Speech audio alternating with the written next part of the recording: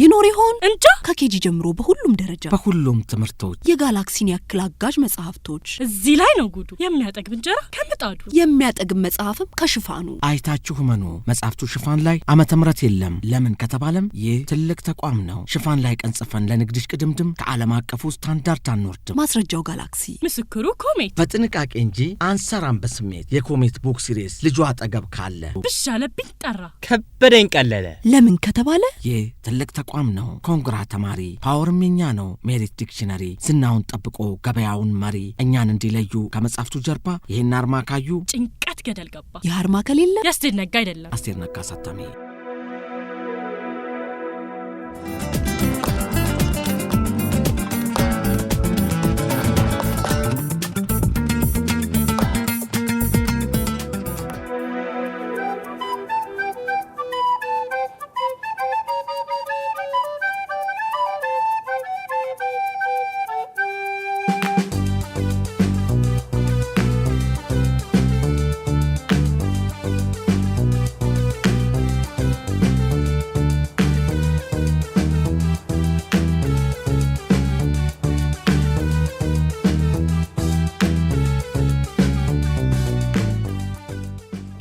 ልጆች እንዴት ናቸው?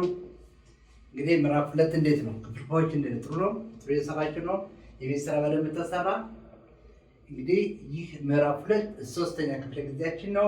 በዚህ በሶስተኛ ክፍለ ጊዜያችን የምናየው አዲስ እንደ ባለፈው ክፍልፋዮች ምን እንደሆነ አይተናል። ክፍልፋዮችን ስንገልጽ ማንኛውም ቁጥር በሃለ መልክ ከተጻፈ ሀ ሙሉ ቁጥር ለሙሉ ቁጥር ለደሞ ከዜሮ የተለየ ሙሉ ቁጥር ከሆነ ሀለ ክፍልፋይ እንደሆነ አይተናል። ክፍልፋው እንግዲህ የላይኛው ክፍልና የታችኛው ክፍል ብለው ሁለት ቦታ ከፍለናቸዋል። የላይኛው ክፍል ለአል ሲባል የታችኛው ክፍል ደግሞ ምን ይባላል? ታህት ይባላል። ወይ ደግሞ በእንግሊዝኛ ኑሜሬተርና ዲኖሚኔተር መሆኑን አይተናል። ወይ ደግሞ ጠሪና ቆጣሪ ነው። የተለያዩ ስሞችን አይተናል። እንግዲህ በዚህ ላይ በመመስረት የወሰኑ የቤት ስራ ነበር። የመጀመሪያ ስራችን የሚሆነው ለወሰኑ የቤት ስራ መልስ መስጠት ነው። መልሱን ቶሎ ቶሎ ተከታትላችሁ የየራሳችሁን በታማኝነት ይሆናል።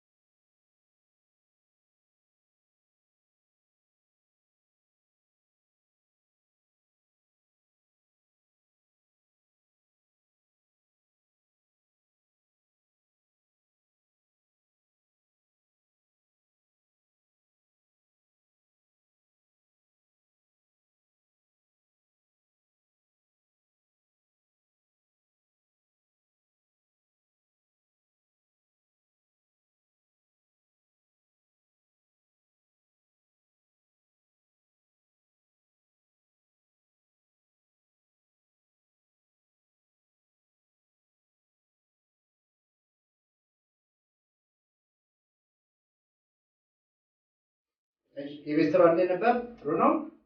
ጥሩ ማርክ ተገኘ? በጣም ጥሩ ነው። እንግዲህ የሚቀጥለውን የቤት ስራ እንግዲህ በዚህ ሁኔታ እየሰራችሁ ሁልጊዜ ሙሉ ማርክ ለማግኘት ነው። ምንም ኤክስ እንዳይገባ በጥንቃቄ የቤት ስራችሁን መስራት አለባችሁ።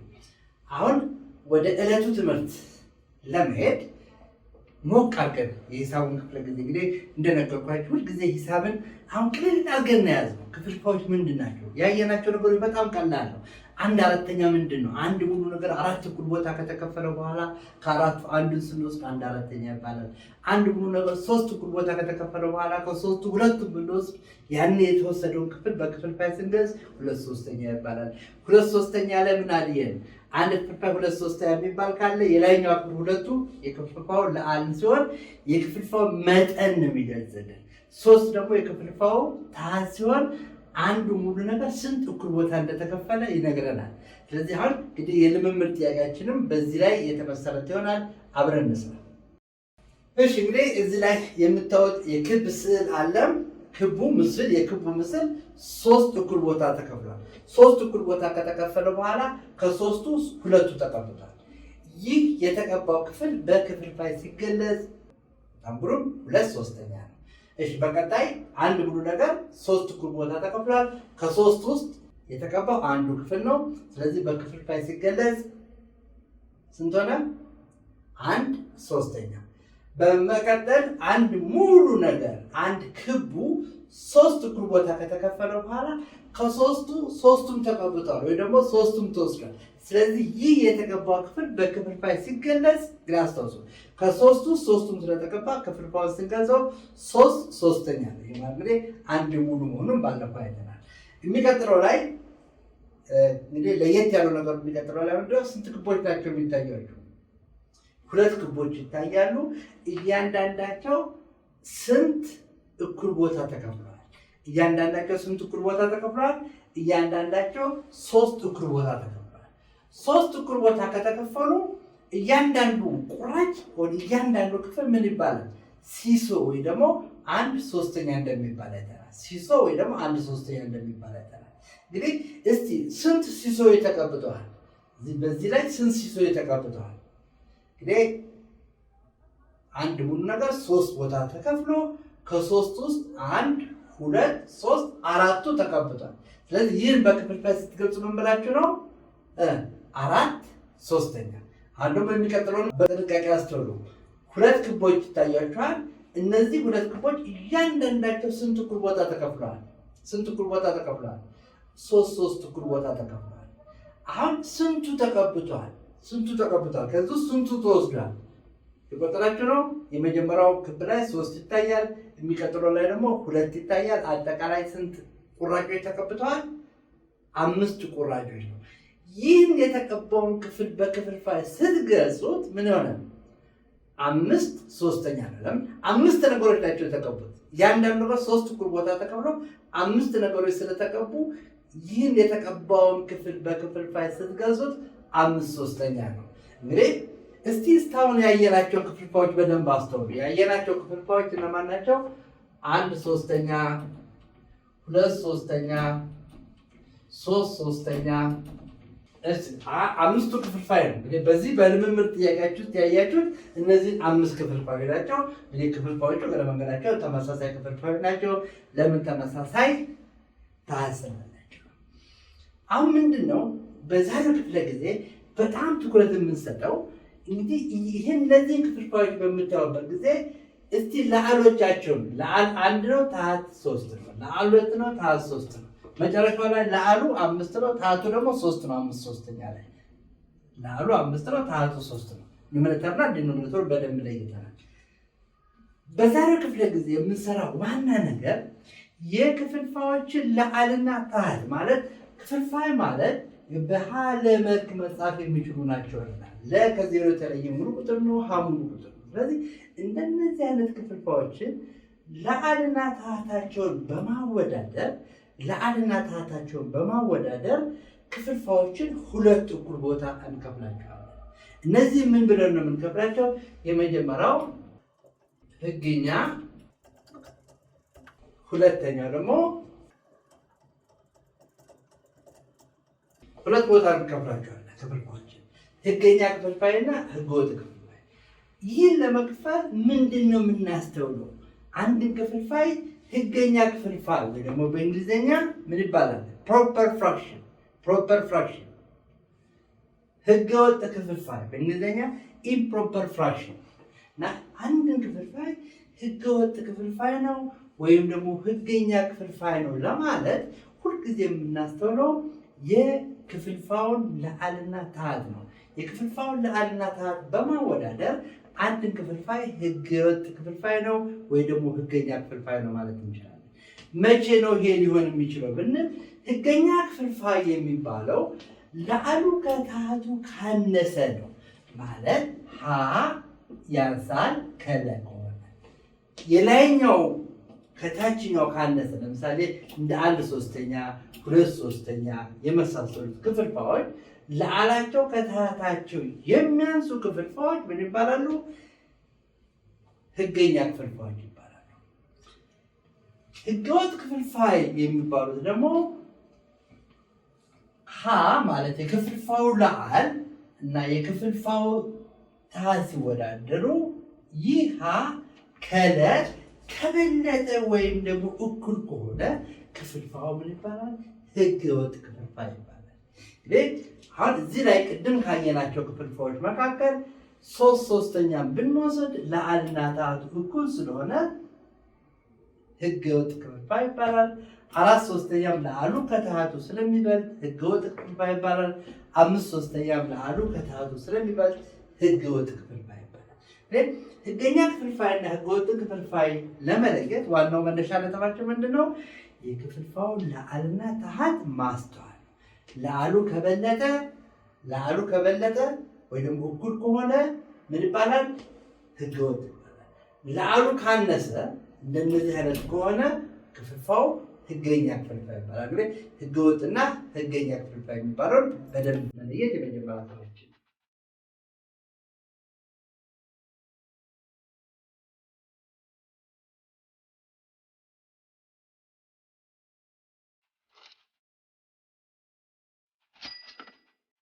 እሺ እንግዲህ አሁን ምንድን ያየነው ነገር ክፍልፋዮችን ሁለት ቦታ ከፍለናቸዋል። ምንድናቸው እነዚህ ሁለት ክፍሎች ያላቸው? ህገኛ ክፍልፋይና ህገወጥ ክፍልፋይ ነው። ህገኛ ክፍልፋይ የሚባሉት ምንድናቸው? ህገኛ ክፍልፋይ የሚባሉት እንደ 1/4፣ 2/4፣ 3/4 የመሳሰሉት ምን የሆኑ ለዓላቸው ከታህታቸው የሚያንስ ክፍልፋዮች ህገኛ ክፍልፋይ ይባላሉ። ህገወጥ ክፍልፋይ ወይ ደግሞ ኢምፕሮፐር ፍራክሽን የምንላቸው ደግሞ እንደ 4/4 የመሳሰሉ ክፍልፋዮች ምን የሆኑ ለዓልና ታህታቸው እኩል የሆኑ ወይ ደግሞ እንደ 5/4 ለዓሉ ከታህቱ የሚበልጥ ክፍልፋይ ህገወጥ ክፍልፋይ ይባላል። ኢምፕሮፐር ፍራክሽንስ። እነዚህ ደግሞ ህገኛ ክፍልፋይ ወይ ደግሞ ፕሮፐር ፍራክሽንስ ናቸው። እንግዲህ ባለፈው ክፍለ ጊዜ አንድ ነገር 4 እኩል ቦታ ከከፈልን በኋላ አንዱን ክፍል ከወሰድን ይህ 1/4 እንዴት ማሳየት እንደምንችል አይተናል። አሁን የመጀመሪያውን ሬክታንግል በወስድ ይህ ሬክታንግል 1 2 3 4 እኩል ቦታ ተቀምጧል። ከአራቱ ውስጥ አንዱ ቢቀባ የመጀመሪያው ብንቀባ ይህ የተቀባው ክፍል በክፍልፋይ ሲገለጽ 1/4 ይባላል እና ይህ ክፍልፋይ ህገኛ ክፍልፋይ ነው። ህገኛ ክፍልፋዮች መጠናቸው ሁልጊዜ ከ1 ያነሰ ነው። 1/4 ማለት አንድ ሙሉ ነገር 4 እኩል ቦታ ተከፍሎ አንዱ ነው። 1 ሩብ ነው። 1 ሩብ ማለት ከ1 ያነሰ ነገር ነው። 2/4 ደግሞ እንዴት እንዳሳየን ትዝ ይላችኋል። 2/4 ስናሳይ ደግሞ ከአራቱ መካከል ሁለቱን በመቀባት 2/4 ማሳየት ይችላል። ይህም መጠኑ ከ1 ያነሰ ነው። ህገኛ ክፍልፋይ ነው።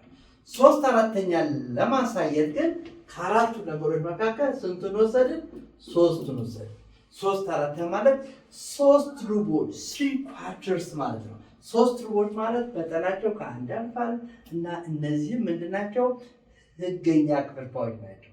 ለዓል ከታህት ካነሰ ክፍልፋዩ ህገኛ ነው እና እነዚህ 3ቱ ህገኛ ክፍልፋዮች ይባላሉ። አሁን 4/4 እንዴት ነበር ያሳየን? 4/4 ማለት አንድ ሙሉ ነገር 4 እኩል ቦታ ከተከፈለ በኋላ ከ4 ውስጥ 4ቱንም እንወስዳለን። 4ቱንም እንወስዳለን ማለት አሁን 4ቱንም ወስደን ከ4ቱ መካከል 4ቱም ተወሰደ። ስለዚህ ይህ ምን ይባላል? አሁን ይህ 4 ሩቦች ወይ ደግሞ 4 ኳርተርስ ናቸው። 4 ኳርተርስ ደግሞ 4 ሩቦች ናቸው። ስለዚህ 4/4 ማለት ምን ማለት ነው? አንድ ሙሉ ነገር ነው። ስለዚህ አስተውሉ። 4/4 ማለት አንድ ሙሉ ነገር ነው። እግረ መንገዱን ደግሞ 2/2 ማለትም አንድ ሙሉ ነገር ነው። ስለዚህ አሁን አንድ ክፍልፋይ እንደዚህ ያለ ክፍልፋይ ብንወስድ አሁን ይሄ 4/1 ነው። ህገኛ ወይስ ህገወጥ ነው? ለዓሉ ከታህቱ ስለሚበልጥ ይህ ህገወጥ ክፍልፋይ ነው። ይህ 4/1 ማለት ደግሞ 4 ማለት ነው። 4 አንደኛ ማለት 4 ነው። 2 አንደኛ ስንት ይሆናል? በዚህ ሁኔታ 2 ይሆናል። 3 አንደኛ ስንት ይሆናል? 3 አንደኛ 3 ይሆናል። አሁን እንግዲህ 2 አንደኛ 2 ነው፣ 3 አንደኛ 3 ነው፣ 4 አንደኛ ደግሞ 4 ነው። ስለዚህ እነዚህ የምናያቸው ቁጥሮች ማለት 1 ቁጥር አለ፣ 2 ቁጥር አለ፣ 3 ቁጥር አለ፣ 4 ቁጥር አለ። ሁሉንም በህገወጥ ክፍልፋይ መወከል ይችላሉ ማለት ነው። ስለዚህ ማንኛውም ሙሉ ቁጥር ሁሉ በህገወጥ ክፍልፋይ መወከል ይችላል ማለት 4 የተባለው ሙሉ ቁጥር በህገወጥ ክፍልፋይ 4 አንደኛ ብለን መጻፍ እንችላለን። 3 የተባለው ሙሉ ቁጥር በህገወጥ ክፍልፋይ 3 አንደኛ ብለን መግለጽ እንችላለን። 2 የተባለው ሙሉ ቁጥር 2 አንደኛ በተባለው ህገወጥ ክፍልፋይ መወከል ይችላል። ስለዚህ ማንኛውንም ሙሉ ቁጥር በክፍልፋይ መልክ አድርገን በህገወጥ ክፍልፋይ መግለጽ እንችላለን ማለት ነው። በደንብ አስተውሉ። እሺ አሁን 1/4ኛ እንዴት በስዕል እንደምናሳይ አይተናል። አንድ ነገር 4 እኩል ቦታ ከፍለን ከ4 ውስጥ አንዷን መቀባት ነበረ። 2/4ኛ አሳይተናል፣ 3/4ኛ አሳይተናል፣ 4/4ኛ አሳይተናል። እንግዲህ ባለፈው ካሳየነው መካከል አሁን 5/4ኛን እንይ። 5/4ኛ ለማሳየት አንድ ሙሉ ነገር ስንት እኩል ቦታ መከፈል አለበት? ስንት እኩል ቦታ መከፈል አለበት ሲባል ሁልጊዜ የክፍልፋዩን ታች ነው ማስተዋል አለበት። በቀጥታ 2/3 የተባለውን ክፍልፋይ አሳዩ ብትባሉ መጀመሪያ አንድ ሙሉ ነገር 3 እኩል ቦታ መከፈል አለበት። ከ3 ውስጥ 2ቱን እንወስዳለን።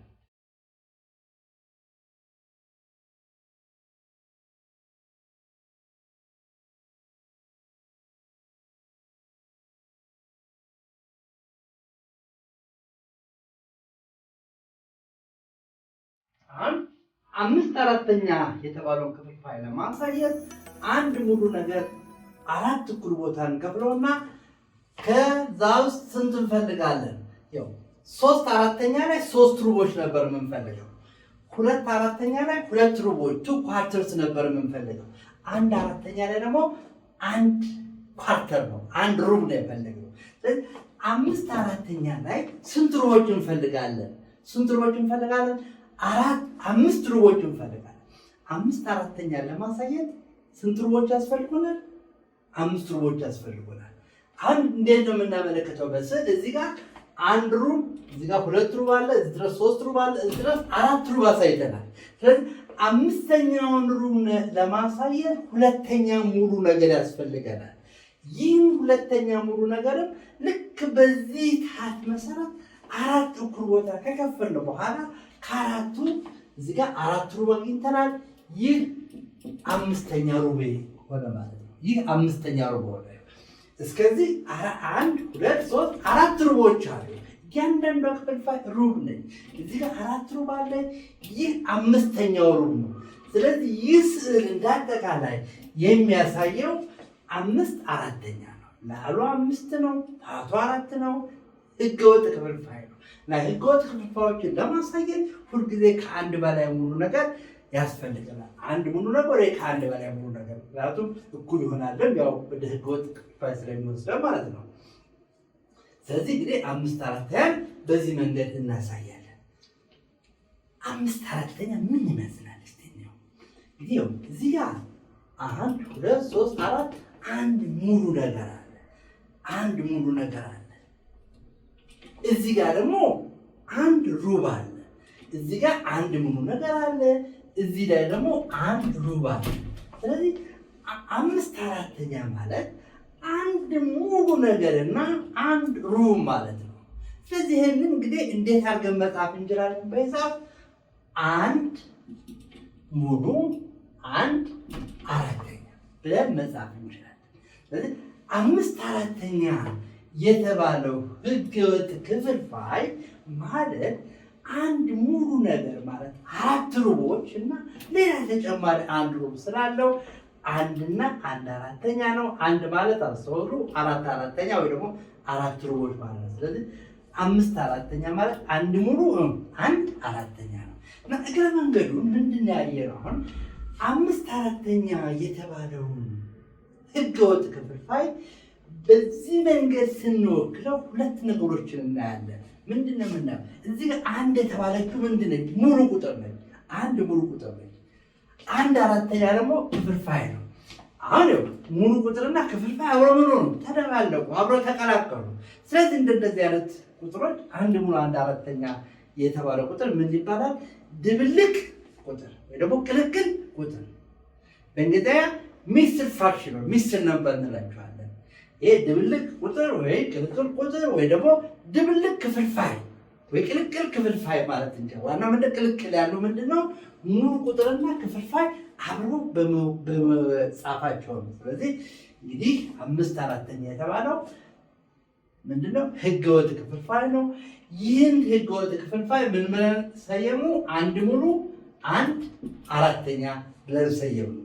አንድ ሙሉ አንድ አራት፣ አንድ ሙሉና አንድ ሩብ ማለት ነው። አንድ ሙሉ ነገርና አንድ ሩብ ማለት ነው 5/4። ስለዚህ 5/4 በአንድ ሙሉ አንድ አራተኛ ነው። ስለዚህ 5/4 የተባለውን ህገወጥ ክፍልፋይ ወደ ድብልቅ ቁጥር ቀይሩ ብትባሉ በአንድ ሙሉ አንድ አራተኛ አድርጋችሁ ትጽፋላችሁ። ይሄ እንግዲህ ለወደፊት ደግሞ እንዴት እንደምንሰራ እያየን እንሄዳለን። አሁን 5/4 ወደ ድብልቅ ቁጥር ለመቀየር አንድ ሙሉ አንድ አራተኛ መሆኑ አይተናል። አሁን ከስዕሉ እንወስድ ማለት ነው። ከስዕሉ 5/4 ለመውጣት አራት ሩቦችና አንድ ተጨማሪ ሩብ አድርገን 5/4 ማለት አንድ ሲደመር አንድ አራተኛ አንድ ሙሉ አንድ አራተኛ። ይህን ደግሞ ስዕሉ በሌለበት ሰዓት 5/4 የተባለውን ህገወጥ ክፍልፋይ ወደ ድብልቅ ቁጥር ቀይሩ ብንባል 5ን በመደበኛ ማካፈል ለ4 እናካፈላለን። ምን ማለት ነው? 5ን ለ4 ታካፍላላችሁ። 5ን ለ4 ስታካፍሉ 5 ሲካፈል ለ4 አንድ ጊዜ ነው። አንድ ጊዜ 4 ነው። እንደ ነበር ማካፈል ስንሰራ ከዛ ምን ነበር የሚቀጥለው? እንቀንሳለን። ከ5 ለ4 እንቀንሳለን። ቀንሱ እንደሆነ አንድ ሆነ። ስራችንን እንጨርሳለን። ምክንያቱም አንድ መልሰን ለ4 ስለማናካፍል ነው። ስለዚህ 5/4 የተባለውን ህገወጥ ክፍልፋይ ወደ ድብልቅ ቁጥር ለመቀየር 5ን ለ4 እናካፍላለን። 5ን ለ4 ካካፈልን በኋላ መልሱን ስንጽፍ ከማን ነው የምንጀምረው? መልሱን ስንጽፍ መጀመሪያ ከዚህ ከድርሻው እንጀምራለን። ድርሻውን እንጽፋለን። በመቀጠል ጊዜ ቀሪያችንን እናያለን። ቀሪያችንን የክፍልፋዩ ለአል እናረጋታለን። ታህቱ እስከቲንታ የነበረውን ታህት እንዳለ እንጠቀምበታለን። አያችሁ፣ ሁልጊዜ እዚህ ጋር ያለው ቁጥር ምንድን ነው? አንድ ሙሉ አንድ አራተኛ ላይ እዚህ ጋር ያለው ቁጥር በማካፈሉ ሂደት የምናገኘው ድርሻ ነው። እቺ አንድ ደግሞ በማካፈሉ ሂደት የምናገኛት ቀሪ ነች። 4 ደግሞ ነባሩ ታህት ነው። ስለዚህ 5/4 በአንድ ሙሉ አንድ አራተኛ መልክ መጻፍ እንችላለን። ማለት ምንድን ነው ያደረግነው? አሁን ህገወጥ ክፍልፋይ ወደ ድብልቅ ቁጥር ወይ ደግሞ ሚክስድ ነምበር ወይ ሚክስድ ፍራክሽን ቀየር ነው ማለት ነው። እስቲ ሌላ ተጨማሪ ምሳሌ ደግሞ እንወስዳለን። ይኸው ከአስቴር ነጋ ኮሚክስ ለዜጋ ኬሚስትሪ፣ ባዮሎጂ፣ ሂስትሪ፣ እንግሊሽ፣ ፊዚክሱ፣ አማርኛ፣ ማትሱ፣ ዋው ኢኮኖሚክስ፣ ጂኦግራፊ እየገባ አባባ ምን ነው ከፋሽ ልጄ? በጣም ተናጄ። ምክንያቱን ልስማ። ኮሜት የለኝማ። መቼ ነው የሚሰጠኝ? 7 8 9 11 12 ደረሽልኝ። እሱ ቀረ ድሮ። ምን መጣ ዘንድሮ? ከኬጂ ጀምሮ እስከ 6ኛ ከች እንግሊዝኛ ከተፍ ማቴማቲክስ ከባቢ ሳይንስ አማርኛው ሁሉ አሁን ሁሉ ሙሉ። ኮሜትን ሲገዙ ከመጽሐፍቱ ጀርባ የአስቴር ነጋ አርማ መኖሩን ያስተውሉ። ይህ አርማ ከሌለ የአስቴር ነጋ አይደለም። አስቴር ነጋ አሳታሚ። እንግዲህ ያየናቸው ክፍልፋዮች አይተናል። 1/4፣ 2/4፣ 3/4 ህገኛ ክፍልፋይ ናቸው። ለምን ቢባል ለአሉ ከታቱ ስለሚያንስ ነው። 4/4 ላይ ለአሉና ታቱ እኩል ሲሆኑ ይህም ወደ ህገወጥ ክፍልፋይ ይላል። 5/4 ማለት ምንድን ነው? 5/4 ህገወጥ ክፍልፋይ ነው። ይህ ህገወጥ ክፍልፋይ መጠኑ ሁልጊዜ ከአንድ የበለጠ ነው። 5/4 ማለት 5 ሩቦች ማለት ነው። 5 ሩቦችን ለማሳየት ከአንድ በላይ ሙሉ ነገር እንደሚያስፈልገን አይተናል። የህገወጥ ክፍልፋዮች መጠናቸው አንድ ወይ ከአንድ በላይ መሆኑ አይተናል። አሁን 7/4 እስቲ በስዕል አሳየው ትባሉ። 7/4 መጀመሪያ አስተውሉ። አንድ ሙሉ ነገር አለ። አንድ ሙሉ ነገር ስንት እኩል ቦታ ይከፈላል? ስንት እኩል ቦታ ይከፈላል ለማለት ሁልጊዜ ታቱን አስተውሉልኝ። ታቱ ማለት ነው 4 ነው። 7/4 ለማሳየት አንድ ሙሉ ነገር ስንት ቦታ መከፈል አለበት? ስንት ቦታ መከፈል አለበት? በታህቱ ልክ 4 እኩል ቦታ መከፈል አለበት። 7/4 ማለት 7 ስንቶች? 7 ሩቦች ነው። 1/4 1 ሩብ ነው። 2/4 2 ሩቦች ናቸው። 3/4 3 ሩቦች ናቸው። 4/4 4 ሩቦች ደግሞ 1 ሙሉ ነው። 5/4 ደግሞ ቅድም እንዳየነው 1 2 3 4 5 ሩቦች ናቸው። 7/4 ማለት 7 ሩቦች ናቸው። ስለዚህ 7 ሩቦችን እንቆጥራለን። 1 ሩብ 2 ሩብ 3 ሩቦች አሉ፣ 4 ሩቦች አሉ፣ 5 ሩብ አለ። እዚህ ጋር ይሄን ብንቀባው 6ኛ ሩብ ይሆናል። ይሄን ብንቀባው 7ኛ ሩብ ይሆናል። አያችሁ? ስለዚህ 7/4 ለማሳየት አሁን በስዕል አንድን ሙሉ ነገር 4 እኩል ቦታ ከከፈልን በኋላ ስንት ሩቦች እንወስዳለን? 7 ሩቦች እንወስዳለን። 1 2 3 4 5 6 7 ሩቦች ወሰድን። 7/4 በስዕላዊ መንገድ በዚህ መንገድ መገለጽ ይችላል። ይህ ግን ምን ማለት ነው? ልክ ቅድም እንዳየነው 7/4 በስዕላዊ መንገድ ስንገልጽ እዚህ ጋር አንድ ሙሉ ነገር አለ። አንድ ሙሉ ነገር ለምን ጨመርን? ይህ 4 እኩል ቦታ ተከፍሎ ከ4ቱ 3ቱ ስለተወሰደ 3 ሩቦች ወስደናል። 3 ሩብ ማለት 3/4 ነው። ስለዚህ 7/4 ማለት 1 ሲደመር 3/4 ነው። ይህ ማለት 1 3/4 በቀላሉ እንዴት እንደምንጽፋለን? 1 ሙሉ 3/4 ብለን መጻፍ እንችላለን። ይህ ቁጥር ምን ይባላል ብያቸዋለሁ? ድብልቅ ቁጥር ሚክስድ ነምበር ሚክስድ ፍራክሽን እንለዋለን። ድብልቅ ቁጥር ወይ ድብልቅ ቁጥር ወይ ድብልቅ ክፍልፋይ ሁሉም ያስኬዳል፣ ችግር የለው። በትርጉሙ ላይ አብራችሁ ታውቃላችሁ። ስለዚህ 7/4 ማለት በድብልቅ ቁጥር ሲጻፍ 1 ሙሉ 3/4 ነው። አሁን ልክ ቅድም እንዳየነው እስኪ ስዕሉን ሳንሰራ 7/4 ወደ ድብልቅ ቁጥር እንቀይረው። ምን እንደምናደርገው 7/4 ወደ ድብልቅ ቁጥር ለመቀየር 7ን ለ4 እናካፍላለን። 7ን ለ4 እናካፍላለን። ድርሻውን በጥንቃቄ እናያለን። ቀኑን በጥንቃቄ እናያለን። 7 ሲካፈል 4 አንድ ጊዜ 4 4። የሚቀጥለው ስራችን ምንድነው? ከ7 ለ4 እንቀንሳለን። 3 ምንድነች? ለዚህ ማካፈል ቀሪ ነች። ስለዚህ አሁን ይህንን ነገር ወደ ድብልቅ ቁጥር ስንጽፍ መጀመሪያ ድርሻችንን እንጽፋለን። ድርሻችን ማን ነው? 1 ነው። 1ን እንጽፋለን። 1ን ከጻፍን በኋላ በመቀጠልስ ቀሪያችንን እዚህ ጋር እንጽፋለን። የአዲሱ ድብልቅ ቁጥር ለአል የሚሆነው ቀሪያችን ነው። ያ 1 3 4 ምንድነው የነበረው ታህት ነው።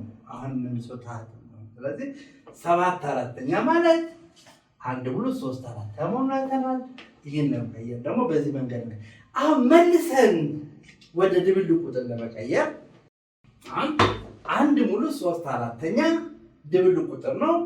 7/4 ህገወጥ ክፍልፋይ ነው። ይህ ህገወጥ ክፍልፋይ 1 ሙሉ 3/4 እንደሚባል አይተናል።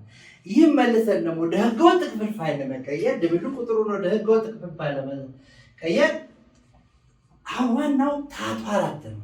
ጥያቄያችን ስንት ሩቦች አሉ ነው? ስንት ሩቦች አሉ? ስንት ሩቦች አሉ? ምንም ሆነ ምን የክፍልፋዩ ታህት አሁን መልሶ 4 ነው የሚሆነው። የምናወራው ስለዚህ ነው።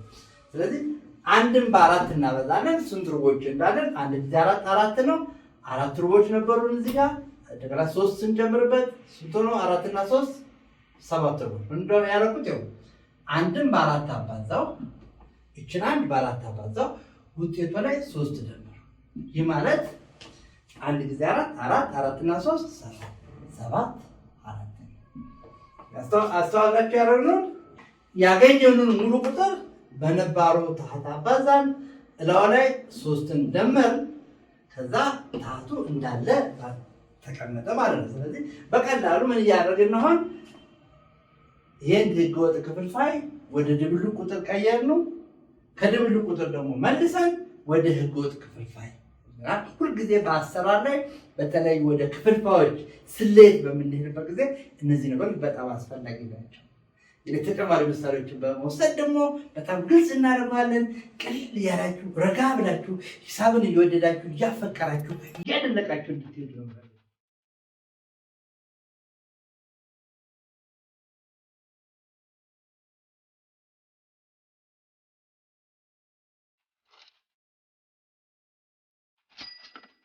አሁን ደግሞ ሌላ ምሳሌ እንውሰድ እስኪ 7/3 የተባለውን ክፍልፋይ እንውሰድ። ቅድም 5/4 አይተናል። 5/4 ማለት 5 ሩቦች ነው። 7/4 ማለት 7 ሩቦች ነው። እና እነዚህን ህገወጥ ክፍልፋዮች እንዴት አድርገን ወደ ድብልቅ ቁጥር እንደቀየርናቸው አይተናል። ግን ሁልጊዜ ነገሮችን ግልጽ ለማድረግ ነገሮች በአይን ህሊና ሊታያችሁ ይገባል። አሁን 7/3 የተባለው ነገር መጀመሪያ እንዲቀላችሁ እስኪ በስዕላዊ መንገዱ በደንብ ይግባል። እስኪ 7/3 በስዕላዊ መንገድ እንግለጸው። እስኪ 7/3 በስዕላዊ መንገድ እንግለጸው። 7/3 በስዕላዊ መንገድ ለመግለጽ ብዙ ማሰብ አልፈልግም። መጀመሪያ የምፈልገው ምንድነው? አንድ ሙሉ ነገር ስንት እኩል ቦታ መከፈል አለበት? ይህን የሚነግረን ማን ነው? የክፍልፋዩ የታችኛው ክፍል ወይ ደግሞ ታህቱ ነው። ስለዚህ አሁን ታህቱ 3 ስለሆነ አንድ ሙሉ ነገርን ወስደን 3 እኩል ቦታ እንከፍላለን። 3 ማለት ሲሶ ማለት ነው። እና አሁን 7/3 ማለት 7 ሲሶዎች ማለት ነው። 7 ሲሶዎች ማለት 7 1/3ዎችን ነው የምናሳየው። ስለዚህ ምንም ቀላል ነው። መጀመሪያ ምን ነው የምናደርገው? አንድ ነገር ስንት ቦታ እንከፍላለን? 3 እኩል ቦታ እንከፍላለን። እስቲ ስሉን ልስማ። መጀመሪያ አንድ ሙሉ ነገር 3 እኩል ቦታ እንከፍላለን። አንድ ሙሉ ነገር 3 እኩል ቦታ ለመክፈል እንግዲህ በዚህ መንገድ መሄድ ይቻላል። እሺ አንድ ነገር 3 እኩል ቦታ ከተከፈለ እያንዳንዱ ምን ይባላል? አሁን አንድ ሙሉ ነገር 3 እኩል ቦታ ከተከፈለ አሁን ለምሳሌ እቺኛን ብቀባት ምን ትባላለች? 1/3። አንድ ሙሉ ነገር 3 እኩል ቦታ ከተከፈለ በኋላ አንዱን በወስደው እቺ ነገር 1/3 ወይ ደግሞ ሲሶ እንላታለን። ሲሶ 1/3። ስለዚህ ጋር 7/3 ስላለን 7 1/3 ነው። እና በዚህ ስዕል ላይ ስንት 1/3ዎችን ማሳየት እችላለሁ? 1 2 3 ብቻ ነው የምፈልገው። ግን 7 1/3ዎች ስለሆነ ተጨማሪ ሙሉ ነገሮች ያስፈልጉናል። ስንት ሙሉ ነገሮች? የፈለጋችሁትን ሀሳብ ችግር የለውም። እንዳትደግሞ እና መጀመሪያ ማሰቡ ይቀላል እንጂ ምንም ከፈለኩ 2 ሙሉ ሬክታንግል ልስል እችላለሁ፣ ከፈለኩ 3፣ ከፈለኩ 4 እና ግን ያው እየለመድን ስንሄድ በስንት መጀመር እንዳለብን እየገመትን እንሄዳለን። ከማካፈሉ በቀላሉ ማወቅ ስለሚቻል አሁን ሌላ ሙሉ ሬክታንግል ሰርቻለሁ። ስንት እኩል ቦታ መክፈል አለብን? ምንም ለድርድር አይቀርም። 3 ቦታ በቃ ሁልጊዜ ታህቱ ነው የሚመራ። ታህቱ 3 ስለሆነ አሁን ይሄን 3 እኩል ቦታ ከፍላለሁ እና እያንዳንዱ ሲሶ ነው። እያንዳንዱ 1/3 ነው። እቺ 1/3 ነች፣ ጆም 1/3 ነች፣ ጆም 1/3 ነች። ስለዚህ አሁን 7/3 ነው የምፈልገው። ስንት 1/3ዎች አገኘው? እስካሁን 1 2 3 4 5 6 ሲሶዎች አገኝቻለሁ። በቅቶኛል? አልበቃኝም። ስለዚህ አሁንም ሌላ ሙሉ ነገር እፈልጋለሁ። እሺ አሁንም አንድ ሬክታንግል ሰራና ስንት እኩል ቦታ ከፍለዋለሁ? አሁንም 3 እኩል ቦታ ከፍለዋለሁ። 1 2 3 እኩል ቦታ ከፍለዋለሁ። አሁን የምፈልገው 7/3 ማሳየት ነው። 7/3 ማለት 7 1/3 ወይ ደግሞ 7 ሲሶዎች ማለት ነው። ስለዚህ 7 ሲሶዎችን እንቆጥራለን። እዚህ ጋር 1 አለን፣ 2 3 4 5 6 1/3። እዚህ ጋር ስመጣ 7 1/3ዎች ናቸው። ስለዚህ 7/3 ማለት 7 1/3 ነው። ስለዚህ በስዕል ሲገለጽ በዚህ መንገድ አሁን 7/3 ማሳየት እችላለሁ። ማለት ይሄንን ሙሉ ለሙሉ ብንቀባ አሁን የተቀባው ክፍል በክፍልፋይ ሲገለጽ 7/3 ነው። አሁን 7/3 ምን አይነት ክፍልፋይ ነው? ህገወጥ ነው ወይስ ህገኛ? ይህ ህገወጥ ነው። ምክንያቱም ራሱ መጠኑ ከ1 የበለጠ ነው። ለአሉ ከታህቱ ስለሚበልጥ ይህ ክፍልፋይ ህገወጥ ክፍልፋይ ነው ማለት ነው። አሁን ይህን ህገወጥ ክፍልፋይ የመጀመሪያ ጥያቄ በስዕል አሳይን የተባልኩት በስዕል ቆንጆ አድርጌ ያሳይችኋለሁ። 7/3 ማለት 7 ሲሶዎች ናቸው። አንድ ሙሉ ነገር 3 እኩል ቦታ ሲከፈል እያንዳንዷ 1/3 ወይ ሲሶ ትባላለች። አሁን እቺ እዚህ ጋር ምናት ዝንድረች 1/3 ያለች፣ እቺም 1/3 ያለች፣ እቺም 1/3 ያለች፣ እቺም 1/3 ያለች። እያንዳንዱ ምንድነው 1/3 ያለው። ስለዚህ ስንት 1/3ዎች አገኘው? 1 2 3 4 5 6 7 1/3 ማለት 7/3 በስዕላዊ መንገድ ገለጽኩት። እስቲ ይህን ነገር በድብልቅ ቁጥር እናስበው። በድብልቅ ቁጥር ስንጽፈው 7/3 ማለት ይኸው እዚህ ጋር ሁለት ሙሉ ነገሮች ይታየኛል። ሁለት ሙሉ ነገሮች አሉ። ሁለት ሙሉ ነገሮች እና ይሄ ሁለት ሙሉ ነው እና እቺ ምን አለች? 1/3 አለች። ስለዚህ ሁለት ሙሉ 1/3 ማለት ሁለት ሲደመር 1/3 ማለት ነው። ስለዚህ ይህ ነገር ሁለት ሙሉ 1/3 ነው። አሁን አንድ ነገር ሰራው ገለ መንገድ ምንድነው የሰራው? 7/3 የተባለውን ህገወጥ ክፍልፋይ ወደ ድብልቅ ቁጥር ቀየርኩት። 7/3 ወደ ድብልቅ ቁጥር ለመቀየር በዚህ መንገድ መጻፍ ይቻላል። ሁለት ሙሉ 1/3 ብለን መጻፍ ይቻላል ማለት ነው። በጣም ጥሩ ነው። አሁን ደግሞ ልክ ቅድም እንደሰራነው እስቲ ሁለት ሙሉ 1/3 ደግሞ መልሰን ወደ ህገወጥ ክፍልፋይ እንወስደው። ይሄ ድብልቅ ቁጥር ነው። ይህን ድብልቅ ቁጥር ሚክስድ ነበር ሚክስድ ፍራክሽን ወደ ኢምፕሮፐር ፍራክሽን ወደ ህገወጥ ክፍልፋይ ለመቀየር እንግዲህ ነግሬያቸዋለሁ። ምንድነው የምናደርገው? ሁለትን በ3 እናባዛለን። መጀመሪያ ስንት 1/3ኛዎች አሉ? ሁለትን በ3 ማባዛው ስንት ሲሶች እንዳሉ ነው። እዚህ ጋር 2 ሲባዛ በ3 ማለት እነዚህን ሲሶች አገኘኋቸው። ሲደመር 1 የምለው ደግሞ እችን ሲሶ ለመጨመር ነው። 2 ሲባዛ በ3 የምለው ምንድነው? እነዚህ ሁለት ሙሉዎቹ ስንት ሲሶ እንዳለ 1 2 3 4 5 6 ሁለት ጊዜ 3 6 ሲሶች አሉ። ሲደመር 1 ሲሶ ይሄና እና እንደ ዞሮ ታቱ አይቀየርም ያለው ነባሩ ታት ነው የምንወስደው። ስለዚህ ሁለት ጊዜ 3 6 6 7 ነው። 7/3 ሆነ ማለት ነው። ያጁ መልሰው 2/1/3 የተባለውን ህገወጥ ክፍልፋይ ወደ ድብልቅ ቁጥር ቀየር ነው ማለት ነው። ስዕሉ በሌለበት ሁኔታ ደግሞ ይህን 7/3 የተባለውን ህገወጥ ክፍልፋይ ወደ ድብልቅ ቁጥር ወደ ህገወጥ ክፍልፋይ ወደ ድብልቅ ቁጥር ለመቀየር ልክ ቅድም በቀየምበት መንገድ እንሄዳለን። አሁን ምንድነው 7/3 የተባለውን ህገወጥ ክፍልፋይ ወደ ድብልቅ ቁጥር ስዕሉን ሳንጠቀም ማለት ነው። ምንድነው የምታደርጉት? በመደበኛ ማካፈል 7ን ለ3 እናካፈላለን። ትኩረት ድርሻና ቀሪ ላይ 7 ሲካፈል ለ3 ስንት ጊዜ ነው? ሁለት ጊዜ። ሁለት ጊዜ 3 6 እናባዛለን። 7 ሲቀነስ 6 1 ቀሪ አለ። እንግዲህ ያው መደበኛ ማካፈል ነው።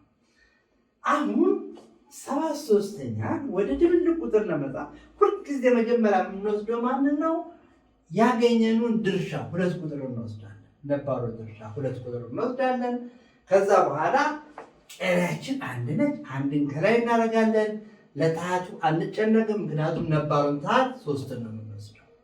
ስለዚህ አሁን ይሄ ሁለት ሙሉ 1/3 ሁለት ሙሉ 1/3 በዚህ ሁኔታ ይህንን ህገወጥ ክፍልፋይ ወደ ድብልቅ ቁጥር መቀየር ይቻላል። ድብልቅ ቁጥሩን ደግሞ መልሰን ወደ ህገወጥ ለመቀየር ያው ቅድም ሰርተናል። ሁለትን በ3 እናበዛለን። ለምንድን ነው? በሁለቱ ስንት ሲሶች እንዳሉ ነው። ሲደመር 1 ሲሶ አደረግን። የነበረውን ታህት ተጠቀምን። 2 ጊዜ 3 6 6 7 ነው። መልሰን ወደ 7/3 ያመጣችለናል ማለት ነው። ስለዚህ ማንኛውም ህገወጥ ክፍልፋይ ወደ ድብልቅ ቁጥር መቀየር እንችላለን። ድብልቅ ቁጥሩን ደግሞ ወደ ህገወጥ ክፍልፋይ መቀየር እንችላለን መልሰን። እሺ አሁን ደግሞ አንድ ተጨማሪ ክፍልፋይ ልስጣቸው። ቀለል ያለች ነች። 5/2 እንወስዳለን። እንግዲህ 3 ነገር ነው የምንሰራው። አንደኛ 5/2 በስዕል ማሳየት በጣም ቀላሉ ነው። በመቀጠል ይህን ነገር ወደ ድብልቅ ቁጥር መቀየር፣ ከድብልቅ መልሰን ወደ ህገወጥ መቀየር ነው። ስለዚህ 5/2 በስዕል ለማሳየት የመጀመሪያ ስራችን ምንድን ነው? ሙሉ ነገሮችን እንወስዳለን። ሙሉ ነገሮችን ወስደን ስንት እኩል ቦታ እንከፍላቸዋለን? ሁልጊዜ ያንን የሚነግረን ታህቱ ነው። 2 እኩል ቦታ እንከፍላቸዋለን። ስንት ሙሉ ነገር ልውሰድ? ያው ህገወጥ ስለሆነ ውጤቱ ከአንድ ወይ ከአንድ በላይ እንደሚሆን ግልጽ ነው። ስለዚህ ያንን በልምድ እንደምታወጥና ከማካፈል በቀላሉ መገመት ትችላላችሁ። እስቲ አሁን እንውሰድና እንስራ።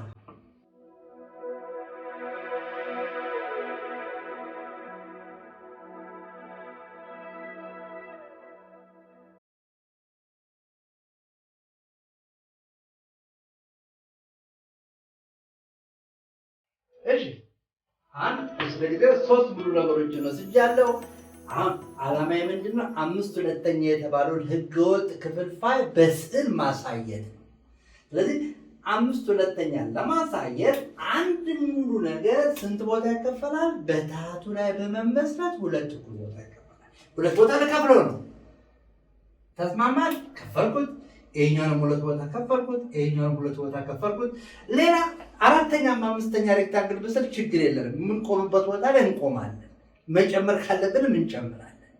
ዋና አሁን 5/2 ማለት 5 ግማሾች 5/2 ማለት 5 halves 5 ግማሾች ነው። 5 ግማሾችን ነው የምናሳየው። ቅድም 5/4 ስንል 5 ሩቦች ነው። 5/3 ስንል 5/1/3 5 thirds ነው የምናሳየው። ስለዚህ 5/2 ማለት 5 ግማሾችን ነው የምናሳየው። አንድ ሙሉ ነገር ሁለት እኩል ቦታ ሲከፈል እቺ የመጀመሪያዋ ብቀባ ይሄን ብቀባ ስንት አሳየው? 1/2 ያሳየው። ስለዚህ እቺ ምንድን ነች? አንድ ነገር ሁለት እኩል ቦታ ሲከፈል እቺ ግማሽ ነች። እቺ ምንድን ነች? ግማሽ ነች። እቺም ግማሽ ነች። እቺኛው ያን ግማሽ ነች። እቺም ግማሽ ነች። እቺም ግማሽ ነች። ከዚህ ስንቱን ልቀባ? 5/2 ለማሳየት ስንቱን መቀባት አለብኝ? 5/2 ማለት 5 ግማሾች ማለት ነው። 5 ግማሾች ማለት 1 ግማሽ 2 3 4 5 ግማሾች። 5/2 በስዕላዊ መንገድ ለማሳየት 3 ሙሉ ነገሮች ያስፈልገኛል ማለት ነው። ይሄ 5/2 5/2 በዚህ ሁኔታ ካሳየን ይህ ማለት ግን ምን ማለት ነው? እዚህ ጋር ሁለት ሙሎች ይታዩኛል። ከሁለት ሙሉዎች በኋላ ደግሞ እዚህ ጋር ምን አለ? የተቀባቸው አንዷ ክፍል ስለሆነች 1 ግማሽ አለ። ስለዚህ 5/2 ማለት 2 ሙሉ 1/2 ነው። ይህ ህገወጥ ክፍልፋይ አጻጻፍ ነው። ይህ ደግሞ የድብልቅ ቁጥር ነው። ሚክስድ ነምበር ነው። ሚክስድ ፍራክሽን ነው የምንለው። ስለዚህ 2 ሙሉ 1/2 ነው። እስቲ አሁን ምንድነው የሰራነው? ይህን ህገወጥ ክፍልፋይ እግረ መንገዱን ስዕሉን በመጠቀም ወደ ድብልቅ ቁጥር ስዕሉን ባንጠቀምስ ነው። ስዕሉን ባንጠቀም ኖሮ 5/2 የተባሉት ህገወጥ ክፍልፋይ ወደ ድብልቅ ቁጥር ቀይሩ ብንባል ኖሮ በቀጥታ 5ን ለ2 እናካፍላለን። ለአሁን ለታቱ ማለት ምን ለማግኘት ድርሻ ነገር 5 ሲካፈል 2 ጊዜ 2 4 ነው። የማካፈላውን አሪፍ ስለሆነ ብዙ አልጨምርም። አንድ ይቀረኛል እና ከቁም ነገር የምንጽፈው በተለይ ድርሻውንና ቀዩን ነው። ምክንያቱም ታቱን እንግዲህ አይቀየርም ብያቸዋል። ታቱ ነባሩን ታት ነው የምንጠቀመው። ነባሩ ታት ማለት 2 ነው። ስለዚህ 5/2 ማለት ምን ሆነ ማለት ነው? ሁልጊዜ ከዚህ ድርሻውን እንወስዳለን። ድርሻው ማለት 2 ነው። ስለዚህ 2ን እዚህ ጋር እንጽፋለን። በመቀጠል ቀሪዋን እንወስዳለን። ቀሪዋ ማለት 1 ነው። ስለዚህ ከስር ነባሩ ታት 2 ነው። ስለዚህ 5/2 የተባለው ህገወጥ ክፍልፋይ በድብልቅ ቁጥር ሲጻፍ 2 ሙሉ 1/2 ተብሎ። እሺ መልሳችሁ 2 ሙሉ 1/2 ደግሞ ወደ ህገወጥ ክፍልፋይ ቀይሩት ቢባልስ? አስተውሉ። 2 ሙሉ 1/2 ወደ ህገወጥ ክፍልፋይ ለመቀየር 2ን በ2 አባዝ። ለምንድን ነው ማባዛው? በሁለት ሙሉዎች ውስጥ ስንት ግማሾች እንዳሉ ነው ማየት ነው። 2ን በ2 እናባዛለን። 2ን በ2 እናባዛለን። 2 ጊዜ 2 4 ነው። 4 ግማሾችና የቀረች ደግሞ 1 ግማሽ እዚህ ጋር አለኝ። ሲደመር 1 እናደርጋለን። አያችሁ? 2ን ይሄን በዚህ አባዛለሁ፣ እላው ላይ ይሄን ደምራታለሁ። ዞሮ ዞሮ ግን ስንት ግማሾች እንዳሉ ለማወቅ ነው። እና ታቱስ አያስጨንቀኝም ታቱ፣ ምክንያቱም ነባሩን ታት ራሱን 2 ነው የምንጠቀመው። ስለዚህ ይህ ማለት 2 ጊዜ 2 4 4 እና 5 ነው። 5/2 ነው። ስለዚህ እንግዲህ አንደኛ ይህን ህገወጥ ክፍልፋይ በምስል ማሳየት ችለናል። ከምስሉ በመነሳት በድብልቅ ቁጥር መጻፍ ችለናል። ከድብልቅ ቁጥሩ ደግሞ ወደ ህገወጥ ክፍልፋይ፣ ከህገወጥ ክፍልፋይ ደግሞ በማካፈል ወደ ድብልቅ ቁጥር፣ ሁሉም ከአንዱ ወደ አንዱ በቀላሉ እንዴት እንደምንሄድ ነው። በተለይ ደግሞ ከስሉ ተነስታችሁ በስስሉ ክፍልፋዩ በደንብ እንደገባችሁ ማረጋገጥ ይቻላል። እሺ እንግዲህ 5/2 የተባለው ህገወጥ ክፍልፋይ ወደ ድብልቅ ቁጥር ሲቀየር 5ን ለ2 ታካፈላላችሁ። 5ን ለ2 ካካፈላችሁ በኋላ ድርሻውን ትጽፋላችሁ፣ ቀሪውን ትጽፋላችሁ። ስለዚህ እንግዲህ በማባዛት እንዴት አድርገን 5/2 ደግሞ መልሰን የድብልቅ ቁጥሩን ወደ 5/2 እንደምንቀይርም በቀላሉ ማየት ይቻላል ማለት ነው። የሁለቱን ዝምድና በደንብ ካየን እንግዲህ የተሰጡ ጥያቄዎች አሉ። መልመጃችሁን ትጽፋላችሁ።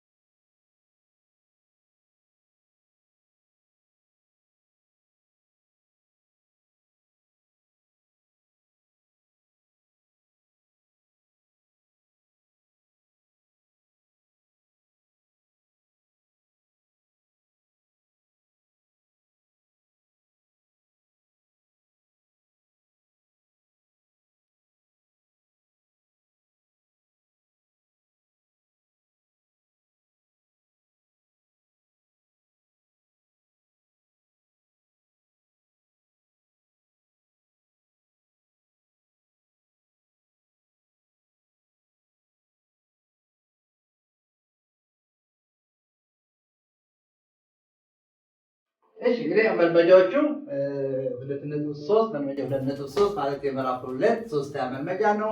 እንግዲህ ባለፈው እንደነገርኳችሁ እነዚህ መልመጃዎች ያው ከመጽሐፉ ሂሳብን ከመምህር ዘነበ ደነቀ ጋር መጽሐፍ 2 ላይ ታገኛላችሁ። መልሶቹንም ከዛ ማረጋገጥ ይቻላል። በተጨማሪ ደግሞ ሌሰኑን በድጋሚ ለማየት የምትፈልጉ በዩቲዩብ ቻናል ዘነበ ደነቀ በሚለው በመግባት ሰብስክራይብ በማድረግ ሁልጊዜ ፕሮግራሞችን በወቅቱ መከታተል ትችላላችሁ።